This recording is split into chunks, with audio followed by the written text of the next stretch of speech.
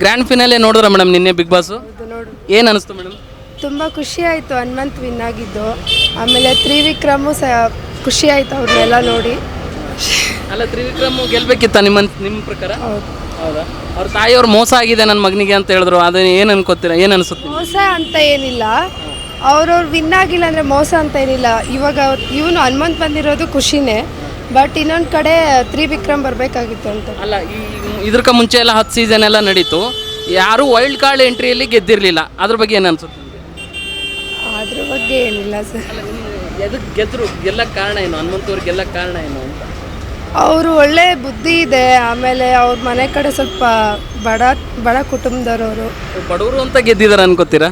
ಅದಕ್ಕೆ ಅಂತಲ್ಲ, ಎಲ್ಲರೂ ನೋಡಿದವ್ರಿಗೆ, ಬಟ್ ಅವರು ಸ್ವಲ್ಪ ಬೆಳೀಲಿ ಅಂತ. ನಿಮ್ಮ ಸಪೋರ್ಟ್ ಯಾರಿಗಿತ್ತು? ನನ್ನ ತ್ರಿವಿಕ್ರಮ್ ಮತ್ತು ಹನುಮಂತಿಗೆ. ಹನುಮಂತಗಿತ್ತ? ಈಗ ಒಬ್ರು ಸೋತು ಒಬ್ರು ಗೆದ್ದಿದ್ರಲ್ಲ, ಏನು ಅನ್ಸುತ್ತೆ ನಿಮಗೆ? ಬೇಜಾರಾಗ್ತಿದೆ.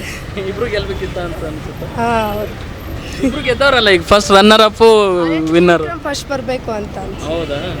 Okay okay.